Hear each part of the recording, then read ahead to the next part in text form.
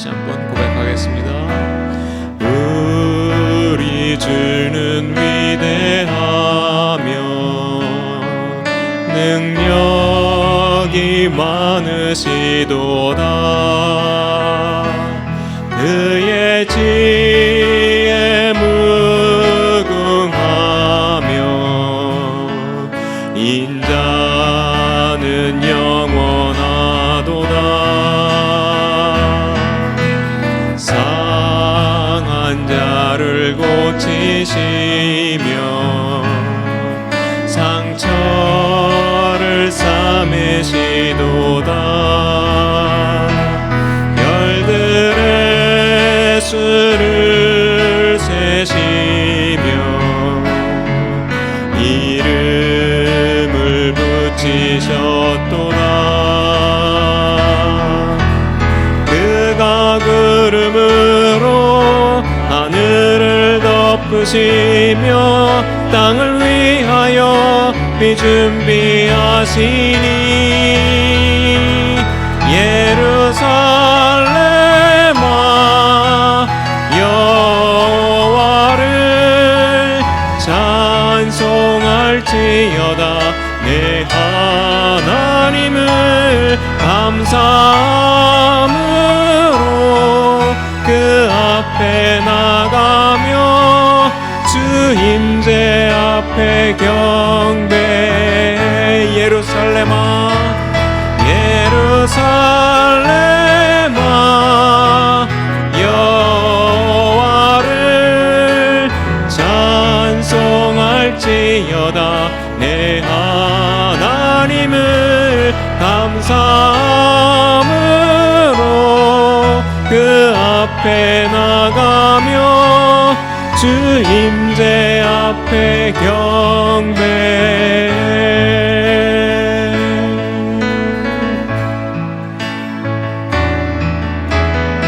내 모든 것 나의 생명까지 다 주님 앞에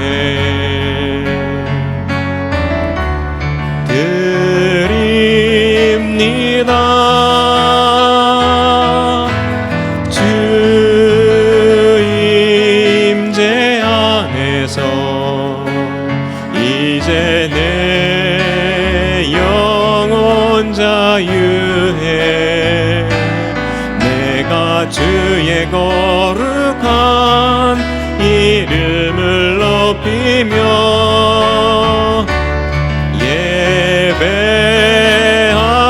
예배하리. 어린 양 찬양하리.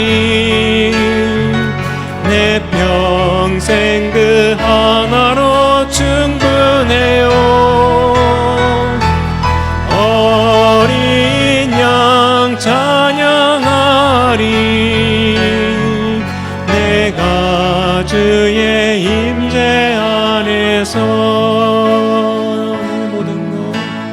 내 모든 것 나의 생명까지 다 주님 앞에 드립니다. 주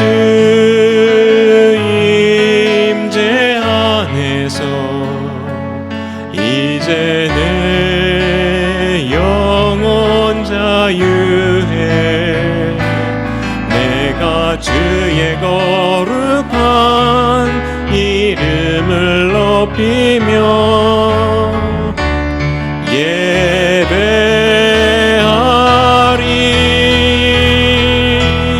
어린 양 찬양하리. 내 평생 그 하나로 충분해요. 어린 양 찬양하리.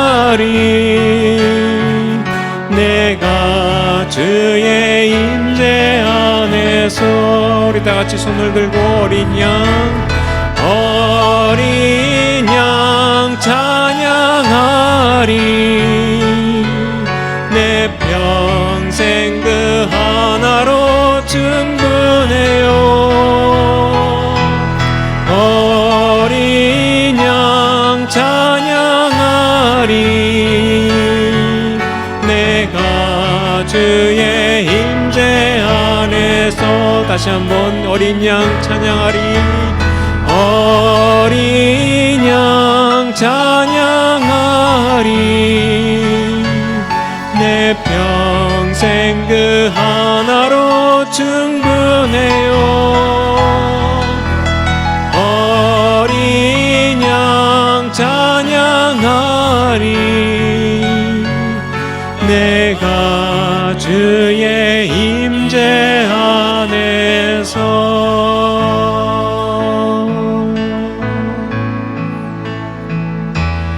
우리 보좌 앞에 모였네. 함께 주를 찬양하며 하나님의 사랑 그 아들 주셨네. 그의 피로 우린 구원받았네. 십자가에서 쏟으신 그 사랑 강같이 온 땅에 흘러 각 나라와 족속 백성 방언에서 구원받고 주 경배드리네.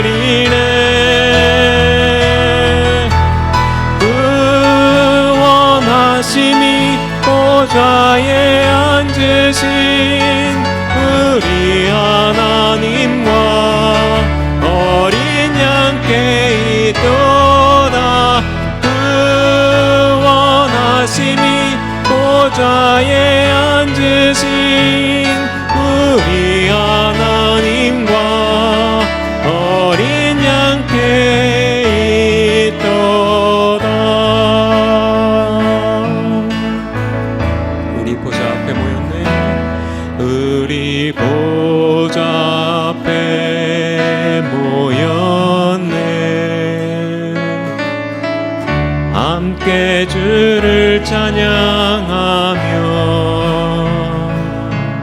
하나님의 사랑 그 아들 주셨네. 그의 피로 우린 구원받았네.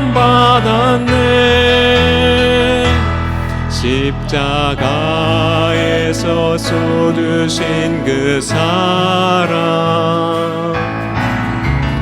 강같이 온 땅에 흘러 각 나라와 족속 백성 방언에서 구원받고 주 경배드리네.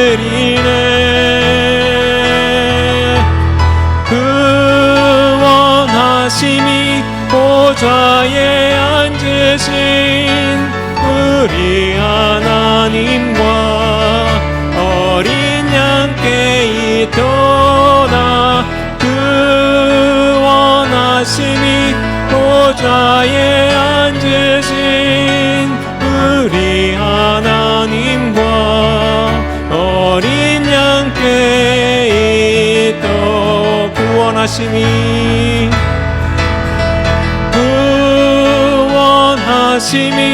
보좌에 앉으신 우리 하나님과 어린 양께 있도다. 구원하심이 보좌에 앉으신 우리 하나님과 어린 양께 있도. 구원하심이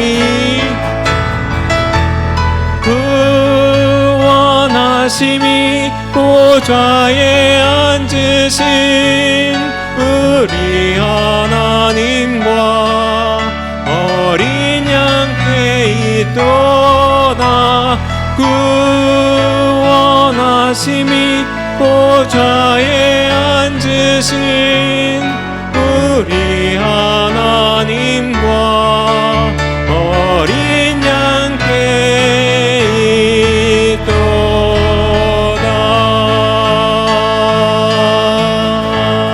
아멘.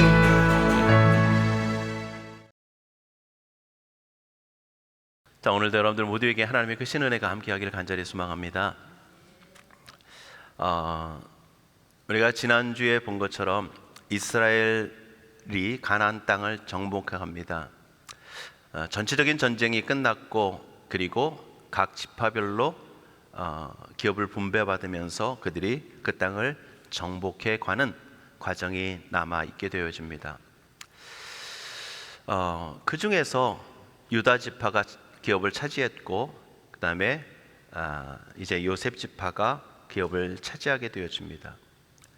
그리고 이제 남은 7지파, 그 지파들이 지체하고 있는 그러한 상황 속에서 여호수아가 각 지파별로 3명씩을 뽑게 합니다. 그래서 7지파에 3명씩 해서 21명이 선정되어지고, 그들이 가나안 땅을 두루 다니면서 지도를 그려오게 하고, 그 지도를 그려온 것을 가지고 하나님의 회막이 있는 실로에서 제비를 뽑게 되어집니다.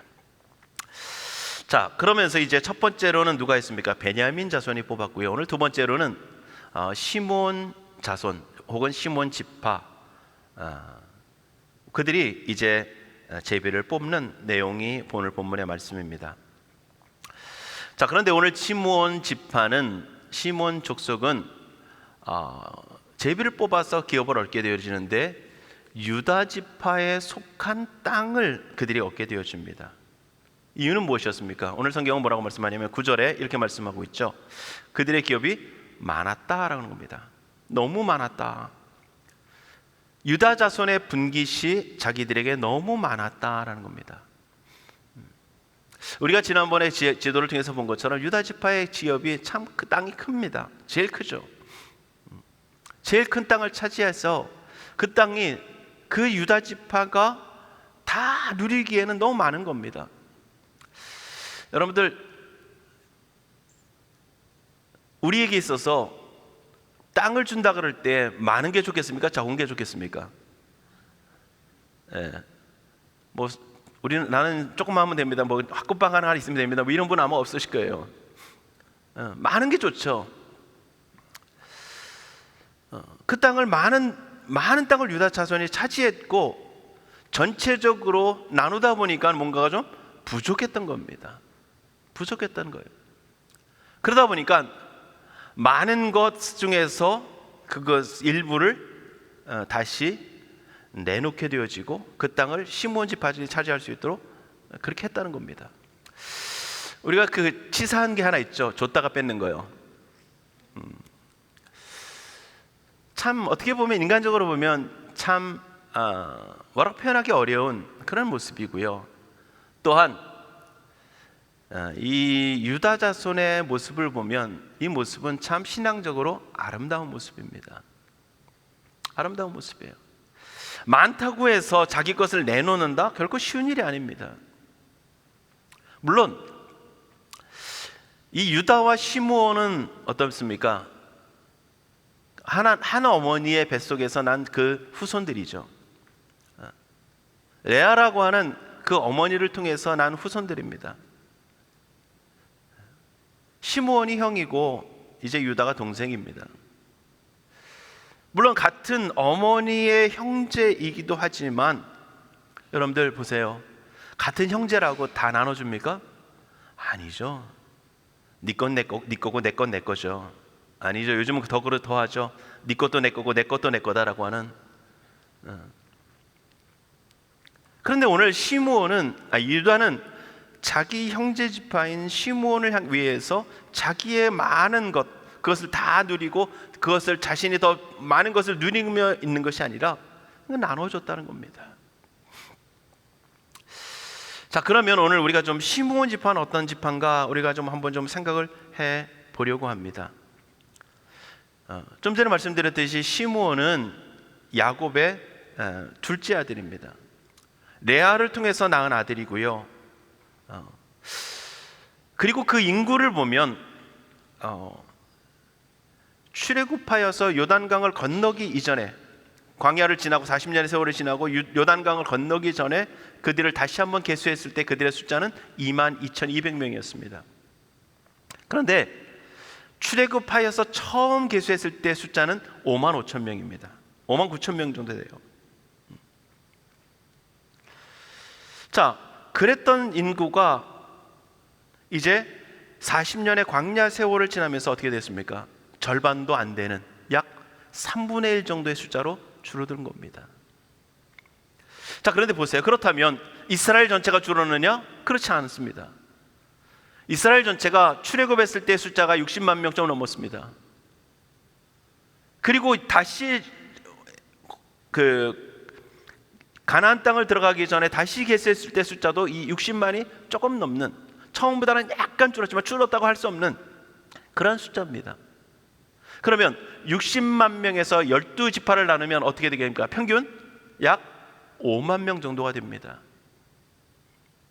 평균을 넘었었고, 그리고 이스라엘 지파 중에서도 많은 수에 속했던 이 시므온 지파가 22,000명이 되어지는, 다른 지파들 다 줄었으면 모르는데 그렇지 않은 상황 속에서 굉장히 많은 숫자가 줄는 게 바로 이 시므온 지파의 모습입니다. 그러면 그들은 왜 이렇게 줄었을까?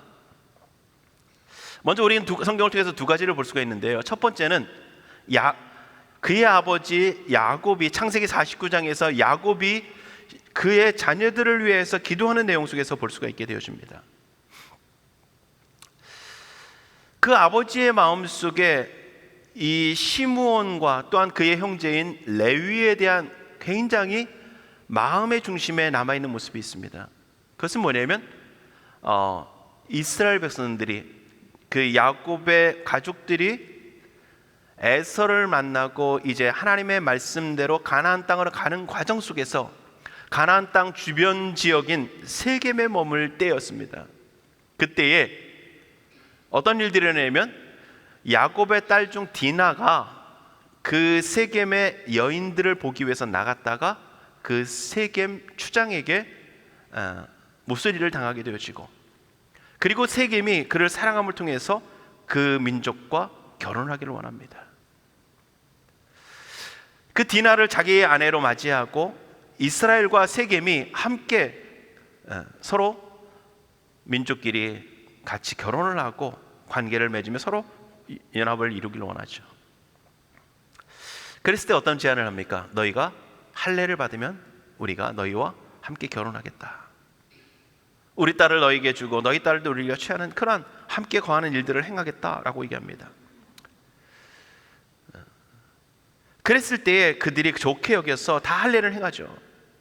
그리고 그들이 할례를 행하여 고통할 때에 이 시므온과 레위가, 두 형제가 그 세겜 사람들을 다, 남자들을 다 죽이는 일들을 행하게 되어집니다. 이 모습이 하나님 보시기에 굉장히 악한 모습이었고요. 결국 그것으로 인하여서 야곱의 기도를 통해서 보면, 창세기 49장에서 보면 시므온과 레위를 한꺼번에 기도하는 모습이 나옵니다. 다른 가족들 다 따로따로 기도해 주는데 시므온과 레위를 함께 모아서 기도하는 내용이 나옵니다. 뭐라고 말씀하냐면 먼저 띄우네요. 시므온과 레위는 형제요, 그들의 칼은 폭력의 도구다. 뭐 했다고요? 폭력했다는 겁니다. 그들은 합당한 이유가 있었습니다. 뭡니까? 자기 동생 디나가 불의한 일을 당했다는 겁니다. 몹쓸 일을 당했다는 거예요. 그런데 오늘 하나님 뭐라고 말씀하시느냐? 그 아버지는 뭐라고 얘기하고 있느냐? 그들의 칼날은 폭력의 도구였다. 내 영혼아 그들의 모의에 상관하지 말지어다.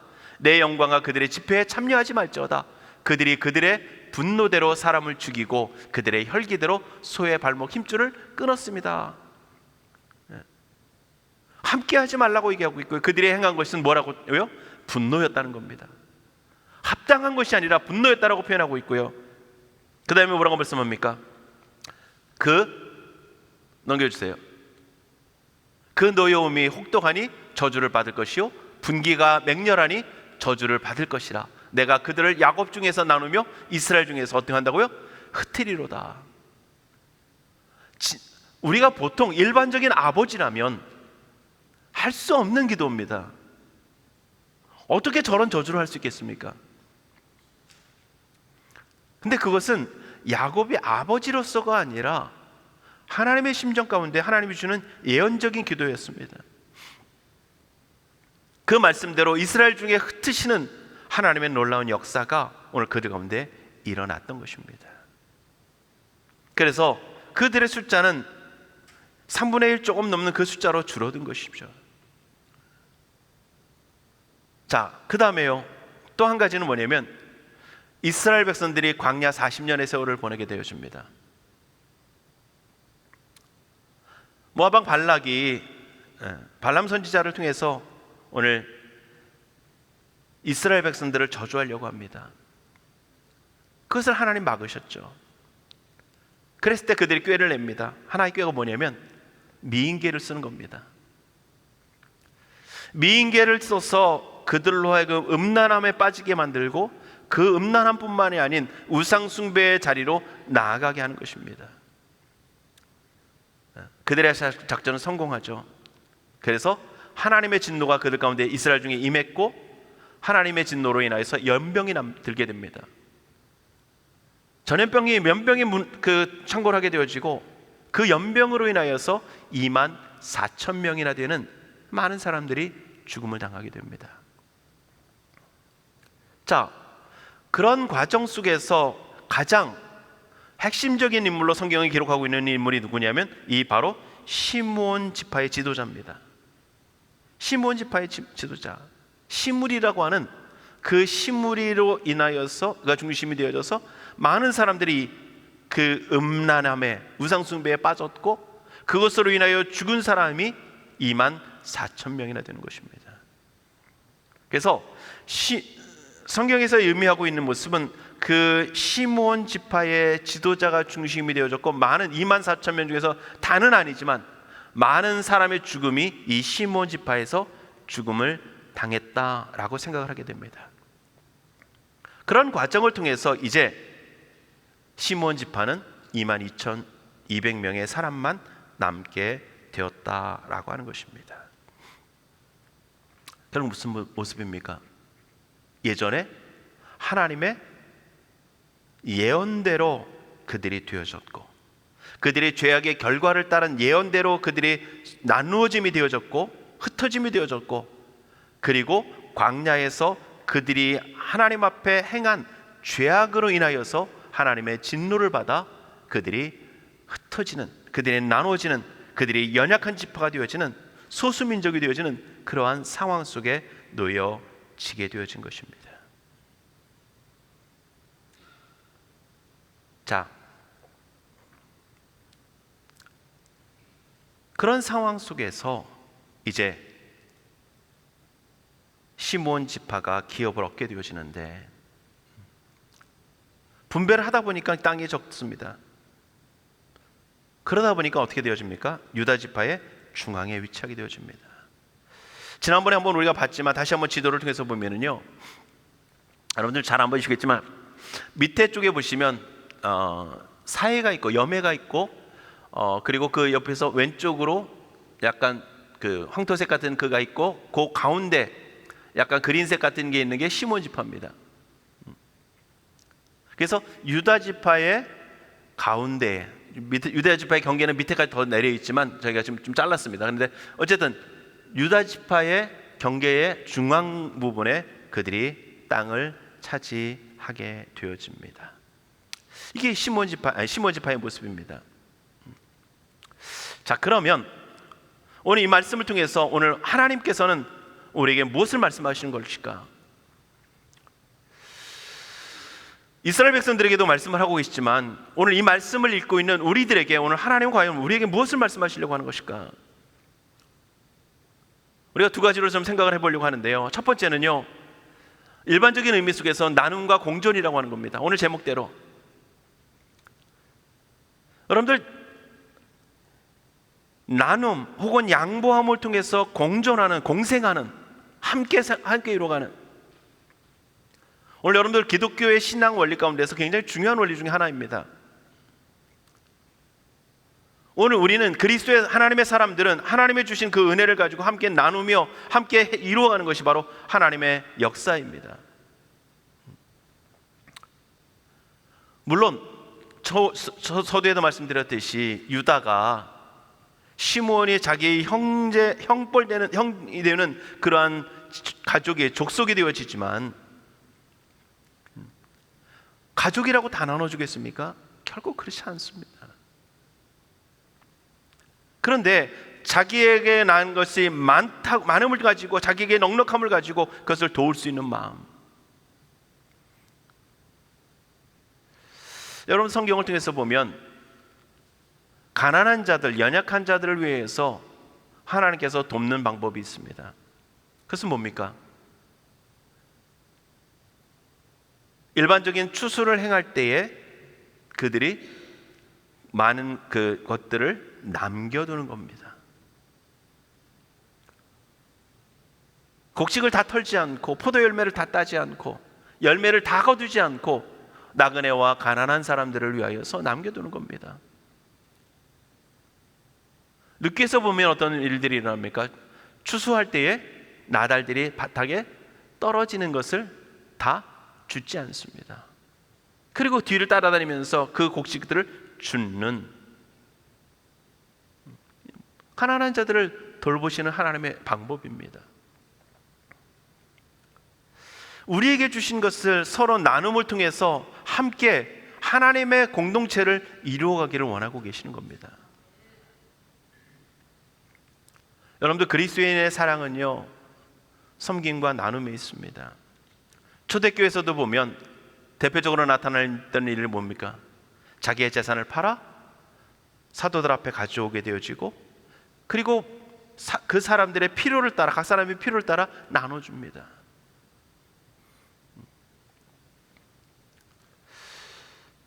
물론 이게 현실적으로 이루어진다는 것은 참 어려운 일입니다.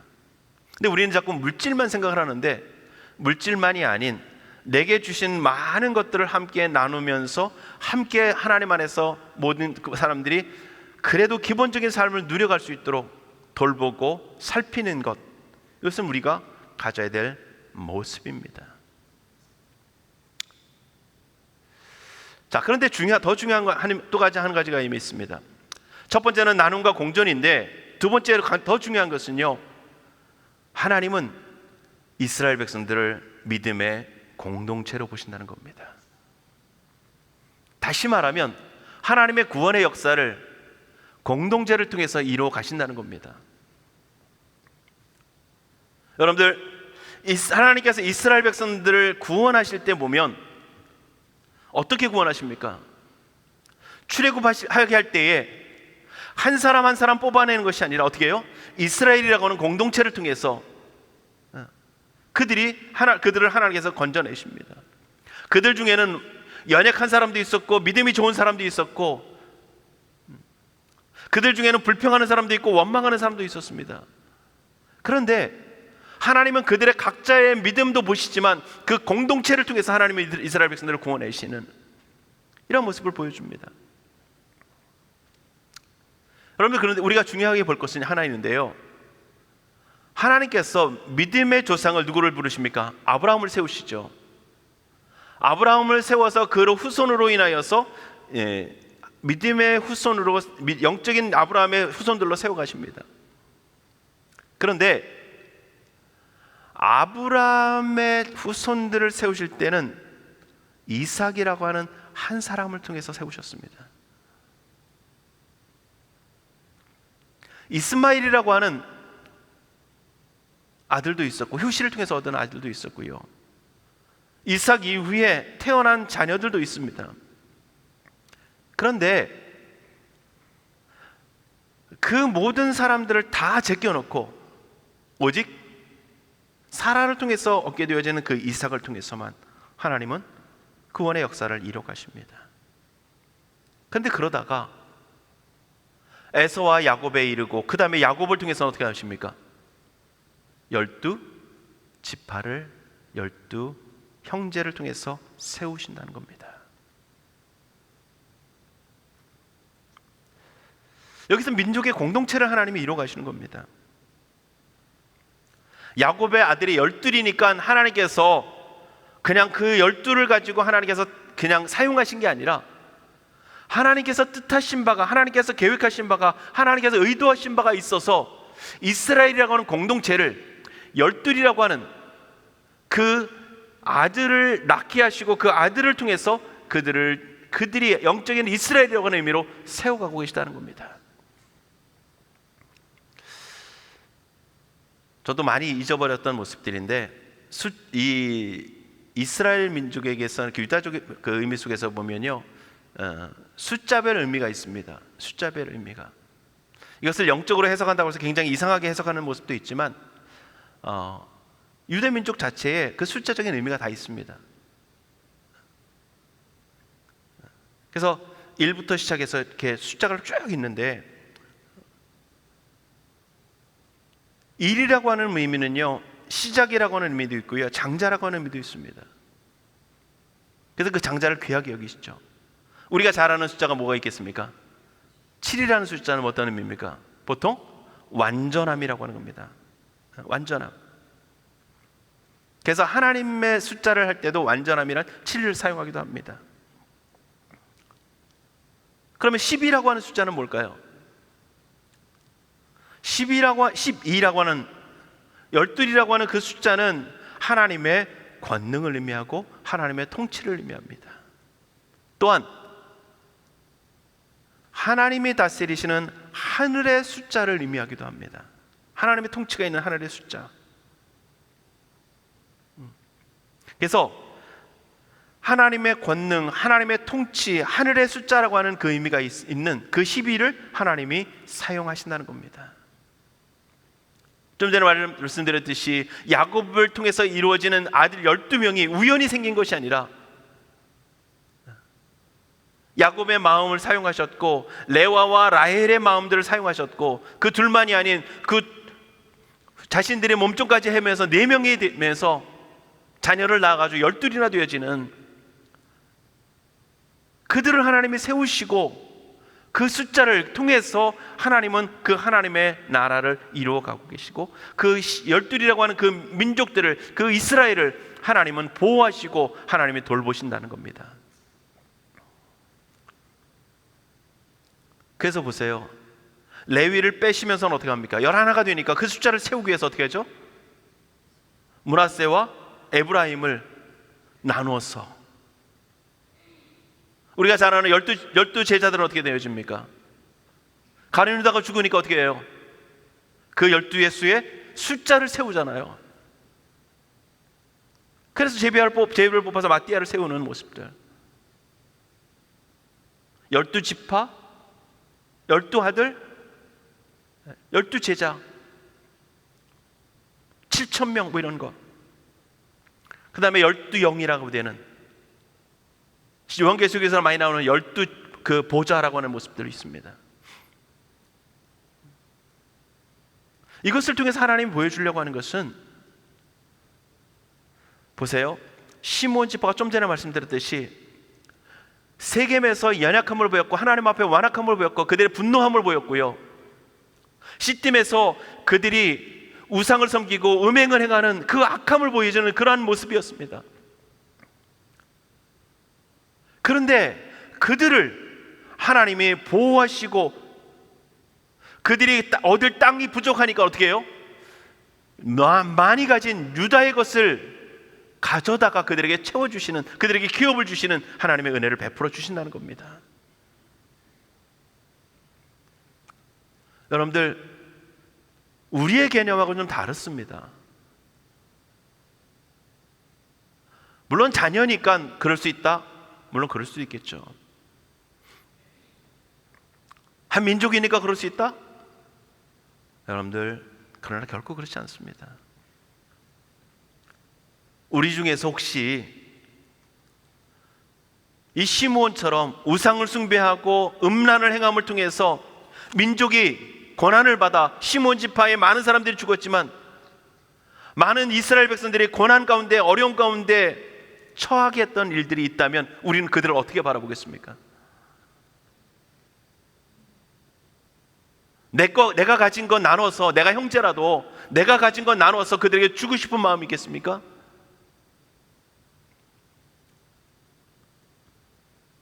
본인이 하나님 앞에 악함을 통해서 하나님의 징계받은 것 우리는 마땅하다고 여길 거고요. 오히려 왜 하나님이 저렇게밖에 안 하실까? 오히려 저 민족 없애고 다른 민족 세우지 하실 수 있다는 겁니다. 그게 인간의 마음인 거예요. 그러나 하나님은 그렇게 하지 않으신다는 겁니다. 이 모습을 우리는 출애굽기 32장에서 볼 수 있습니다.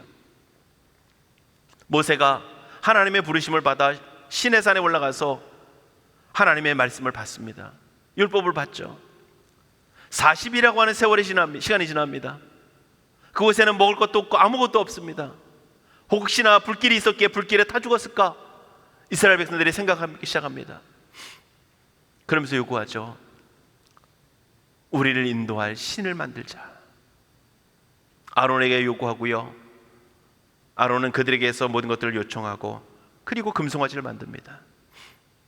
그리고 금송아지를 만들고 그 앞에서 절을 하고 제사를 드리면서 그들이 즐거워하며 먹고 마시며 즐거워합니다. 그랬을 때 하나님이 어떻게 하십니까? 하나님 뭐라고 말씀하시냐면요, 내가 이 민족 다 진멸하겠다. 하나님이 다 진멸하겠다. 그리고 너로 인하여 새 민족을 세우겠다라고 하나님 말씀하십니다. 여기는 굉장히 큰 의미도 있습니다. 아브라함을 통해서 맺었던 하나님의 은혜 언약이 아닌 이제 모세를 통해서 주어지는 그 율법 언약을 하나님이 다시 한번 맺으시겠다라고 하는 의미도 있겠지만, 여러 가지 있겠지만 어쨌든 하나님께서 그렇게 말씀하십니다. 그만큼 하나님의 진노가 이스라엘 중에 컸다라고 하는 겁니다. 하나님께서 이스라엘 백성들에게 언약을 주시는데 이스라엘 백성들은 밑에서 뭐 했다고요? 우상을 섬기면서 하나님 버리고 자신들을 인도할 신을 만들자 해놓고서 금송아지 만들어 놓고서 거기서 절을 하며 즐거워하며 먹고 마시고 있다라고 하는 겁니다. 그 모습은 하나님이 그들을 진멸하실 만큼 그들에게 심각한 문제였다는 겁니다. 여러분들 보세요. 우리에게 어떤 것이 클까요? 시므온처럼 음란하고 음행하고 우상을 섬긴 것과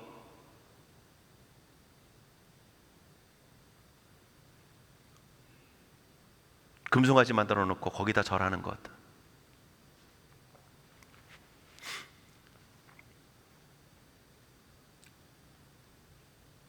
우리는 전자가 더 크다고 여길지 모르겠습니다. 그러나 물론 상황은 좀 다르지만 하나님께서는 그 금송아지를 만들고 하나님을 버리는, 하나님의 말씀을 주시는 그 순간에 하나님을 버리고 금송아지를 만들고 거기서 제사를 드리며 즐거워하며 먹고 마시고 있는 그들을 진노하셨고 하나님은 진멸하시겠다 말씀하신 겁니다. 모세가 뭐라고 얘기합니까? 하나님, 내 이름을 하나님의 흔히 말하는 생명책이라고 하는 그곳에서 제하시더라도 이들을 용서해 주십시오.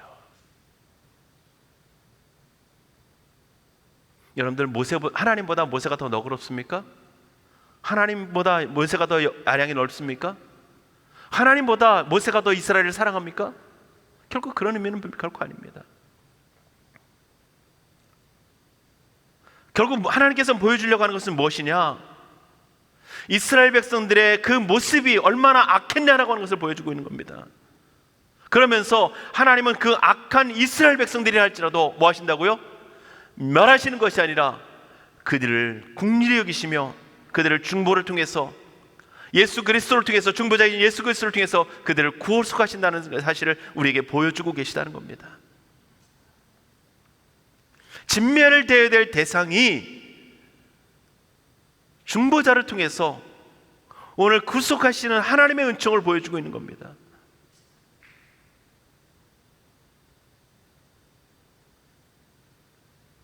그 마음이 하나님께서 이스라엘 백성들을 돌보시는 마음인 겁니다. 그런데 그게 한 사람 한 사람을 보시기도 하지만 이스라엘 백성들의 12지파라고 하는 그 공동체를 통해서 하나님은 그들을 바라보고 계시다는 겁니다.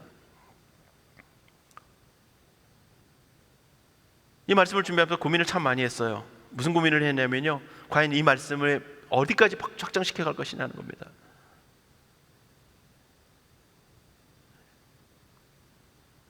여러분들, 이 의미는요, 하나님께서 그들을 돌보신다는 의미는요 굉장히 놀라운 의미가 있다는 겁니다. 12지파를 이스라엘 백성들 하나님께서 돌보신다라고 하는 것은 지금으로 따지면 하나님의 교회를 하나님께서 한 민족도 한 지파도 12이라고 하는 그 완전함에서 깨뜨리지 않으시겠다라고 하는 거예요. 그런 모습 속에서 하나님은 하나님의 교회를 살피신다는 겁니다. 왜? 하나님의 각 사람 한 사람 한 사람을, 여러분들 한 사람 한 사람을 소중히 여기시며 여러분들을 보시기도 하지만 하나님은 교회라고 하는 공동체를 통해서 하나님의 구원의 역사를 이루어 가시기 때문이라는 거예요. 시므온에게 준 그 형제는 유다였지만 하나님께서는 하나님의 그 공동체를 반드시 돌보시고 지키시고 이끄시고 그 하나도 패하지 않으신다는 사실을 보여주고 있는 겁니다. 그것도 그들의 완악함과 그들의 연약함과 그들의 죄악됨에도 불구하고라는 겁니다.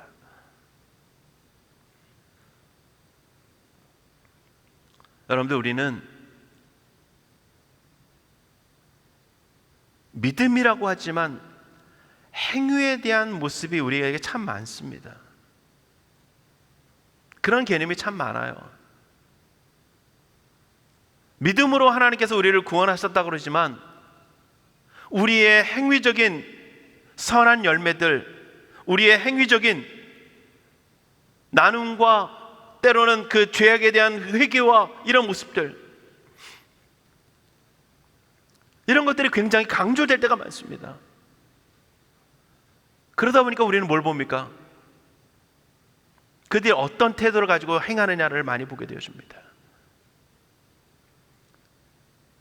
그러나 하나님은 하나님이 구별하신, 하나님의 택하신, 하나님이 부르신 그 하나님의 언약을 바라보신다는 겁니다. 그런데 한 사람 한 사람을 소중히 여기시는 하나님은 그 한 사람 한 사람을 통해서 이루시는 하나님의 나라로서의 12이라고 하는 하나님의 그 공동체를 하나님이 귀하게 여기신다는 겁니다. 그래서 이스라엘 중에는 연약한 사람도 있었고 부족한 사람도 있었고 원망하며 불평하는 사람도 있었고 우상을 숭배하는 사람도 있었고요, 고난이 있을 때마다 어려움이 있을 때마다 애굽으로 돌아가자, 왜 우리를 이곳까지 불러내가지고 이곳에서 죽게 하고 있느냐, 원망하는 그와 불평하는 그 이스라엘을 하나님은 끝까지 붙드시고 어떻게 해요? 광야 40년의 세월을 물론 광야에서 믿음 없어서 죽긴 했지만 그들을 하나님 보호하셨고요, 결국은 요단을 건너게 하셨고요, 그리고 가나안 땅을 차지하게 하고 계시다는 겁니다. 그것도 연약한 시므온을 품으면서. 여러분들, 우리가 분명히 기억할 것이 있습니다. 우리는 그리스도 안에서 한 지체로 부름을 받은 존재입니다.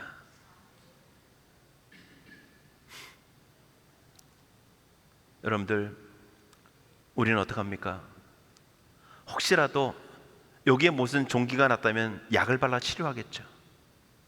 그런데 이 손가락에 만약에 병이 걸려가지고 세균이 감염이 돼가지고 온몸을 사고가 들어가지고 만약에 온몸을 파멸시킬 것 같으면 어떡합니까? 우리 이거를 잘라 수술해서라도 어떻게 하려고 합니까? 보호하려고 하겠죠. 몸을 지키려고, 생명을 지키려고 하는 것입니다. 그런데요, 전능하신 하나님은 이거를 잘라내는 것이 아니라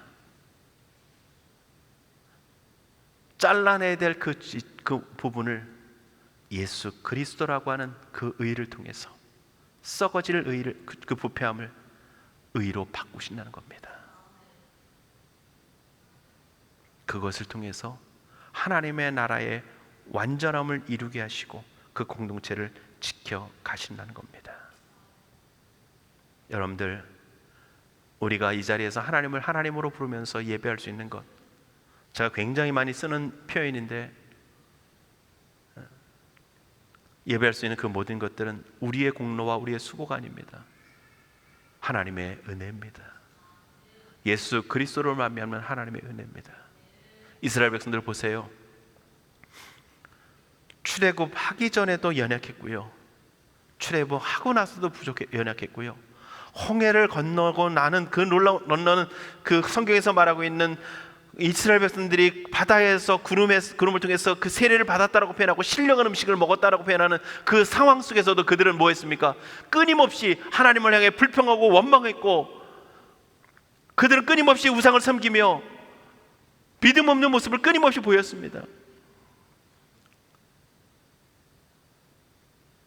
오죽하면 출애굽기 32장에서 본 것처럼 그들을 모든 민족을 다 진멸하고 하나님이 새로운 사람으로 새롭게 시작하실 만큼 악함이었다는 겁니다. 그런데 그들을 하나님은 품으시고 그들을 예수 그리스도만 없는 의로 그들을 거룩하게 만드셨고 그들을 끝까지 보호하신 겁니다. 여러분들, 우리는 가끔 그런 얘기 참 많이 합니다. 어떻게 교회가 그럴 수 있을까?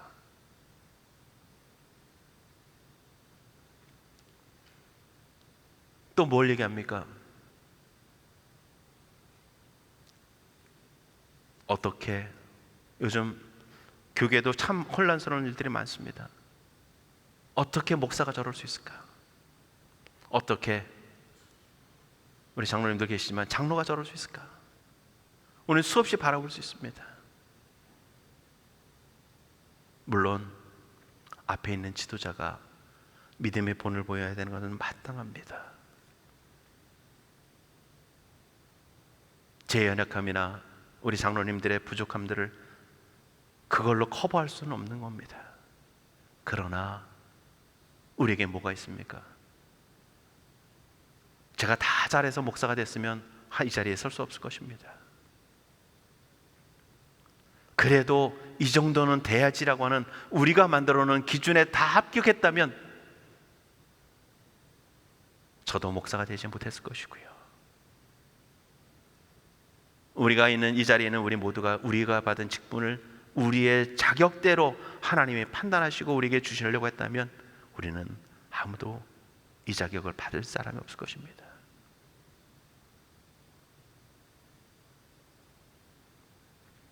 제가 목사를 받기 전에는 받고 싶어서 참 많은 애를 썼습니다. 그런데 목사 안수를 딱 받는다고 하는 그 순간이 되니까요, 하나님께서 제 마음에 주신 게 뭐냐면 어떻게 내가 그렇다고 해서 사회적으로 문제가 될 만한 그런 문제적인 행동이나 윤리적으로 문제가 될 만한 그런 모습들이 없었어요. 받을 만한, 일반적으로 보면 받을 만한 자격이 있었습니다. 그런데 내 자격과 내 수고가 아니라 예수 그리스도로 말미암는 그 은혜 가운데 하나님이 나를 하나님의 사람으로 택하셨고 구별하셨기에 내가 설 수 있다는 그 고백을 밖에 할 수 있는 게 없었습니다. 여러분들, 그 고백은요, 우리 모두가 가져야 합니다. 그러나 또 한 가지, 우리의 이웃들을 향해서 가져야 합니다.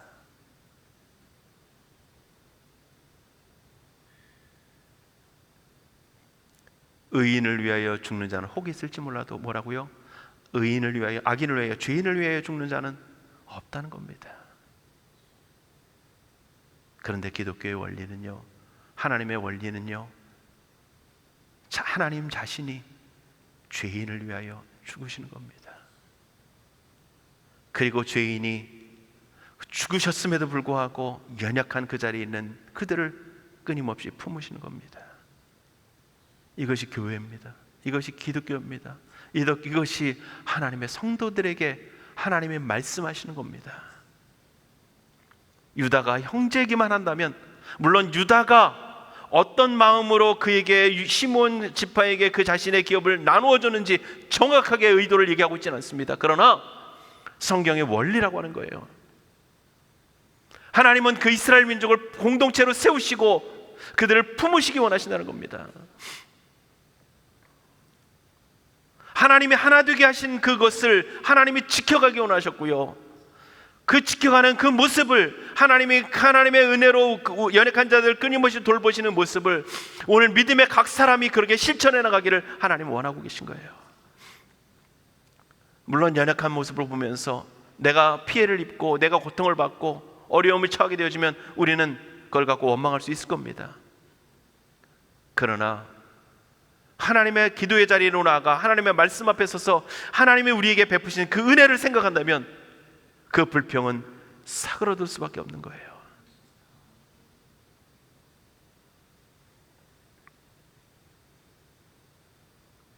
내가 많으니까 나눠줄게. 이것은 세상의 원리이기도 합니다. 물론 그것도 좋은 일입니다. 왜? 그렇게 안 하는 사람도 수없이 많으니까요. 그러나 오늘 우리가 해야 할 것은요,